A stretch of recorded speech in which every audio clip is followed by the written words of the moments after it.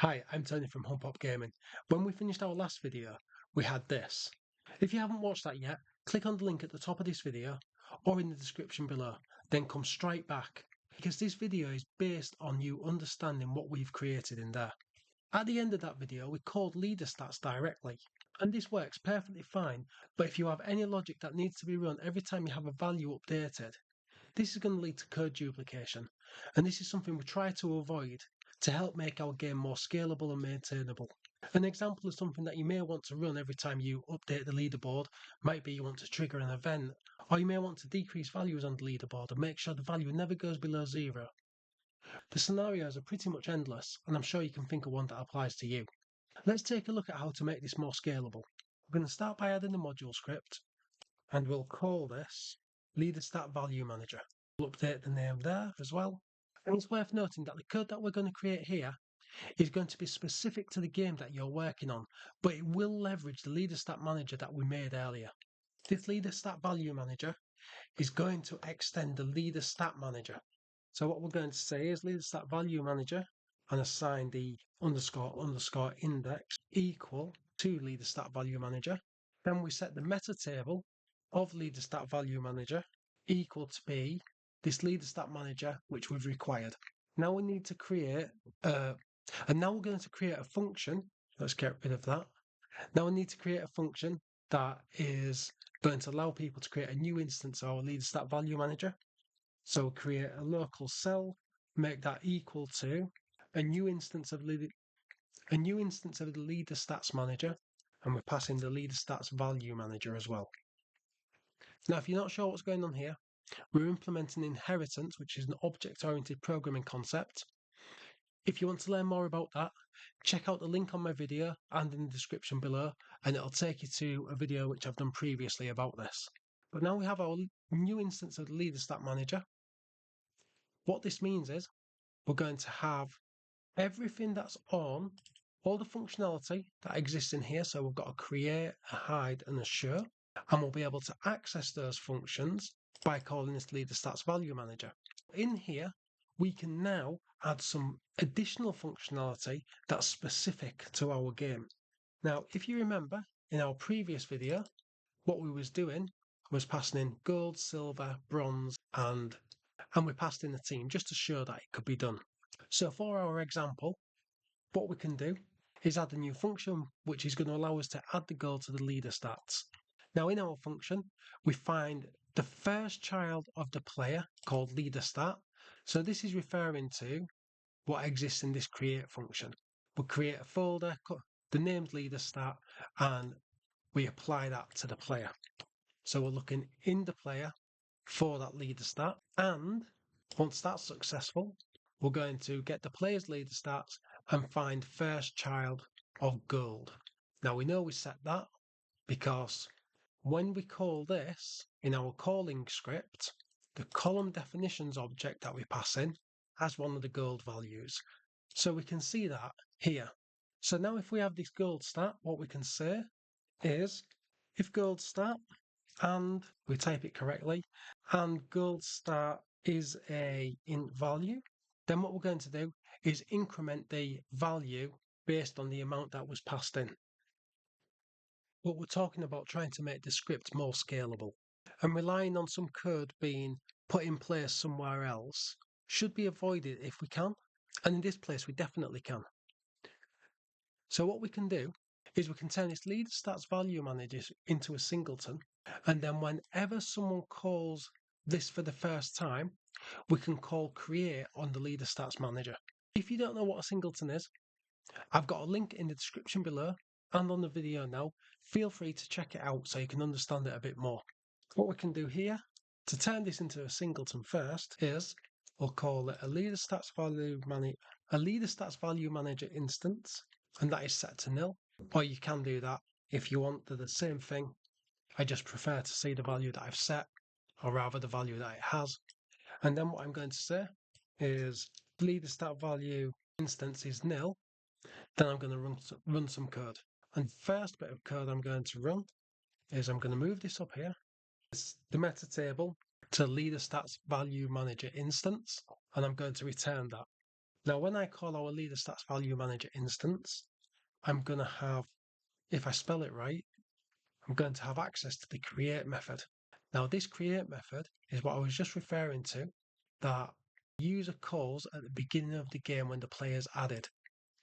But what I'm trying to do is take away the requirement of trusting that the players called this when they call add gold.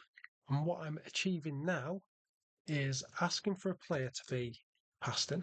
Let's put a new line there so it's a little bit more readable. And saying, when they create a new instance of this class, we're going to create the leader stats manager board. Or rather, we're going to create the leader stats board.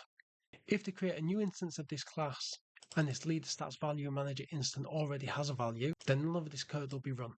But either way, what it means is that we no longer need to do these long checks, and what we can actually say is player leader stats.gold. So we're going to change this slightly. I'm going to put it under here for now. Player dot, I'm going to copy it. Leader stats dot gold, get the casing right, dot value plus equals amount. And I can do this now because I can be confident that when a new instance of this has been created, these values are being created. I couldn't do that when I first put this in because I was relying on this bit of code being run in the player added script. So I can now delete this, and this is where you'd add your other code that you want to trigger. So if we come over to the player added script, let's get rid of this, and we're going to have to require our leader stats value manager.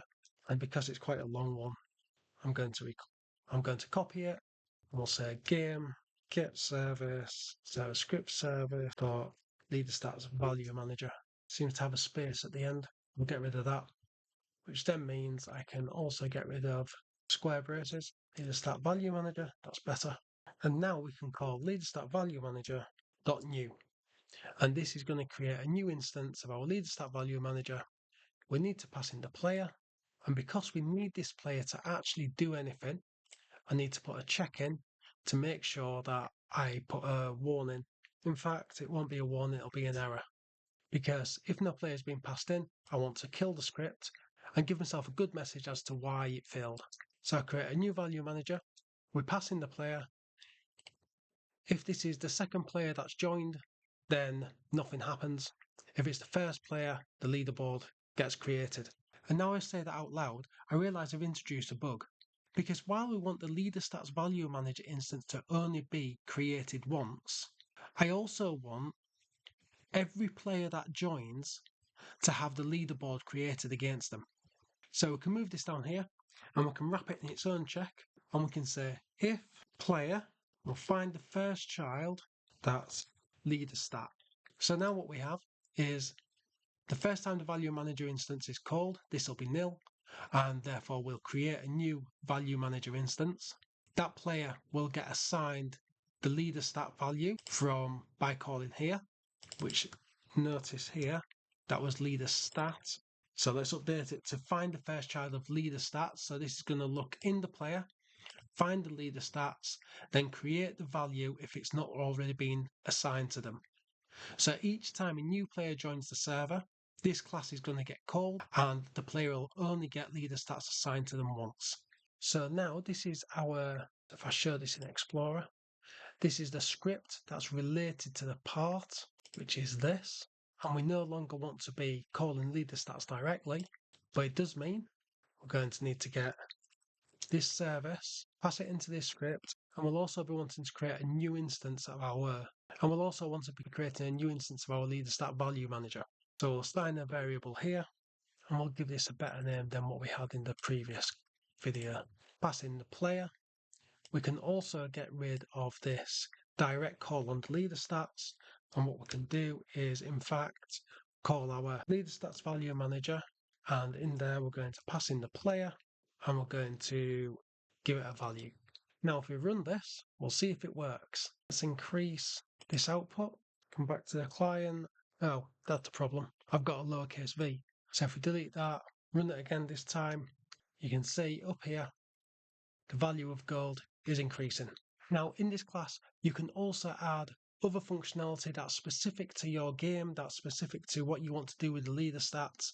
But by doing this and putting everything that's all leader stat related functionality that's not generic to every game, but only specific to your game, gives you a single place to update your code and single place to manage any changes that you're going to make. Hopefully this has helped give you a broader understanding of how to structure a game and how you can make your code easier to manage in the future. If you have any questions, drop them in the comments below and I'll see you in the next one.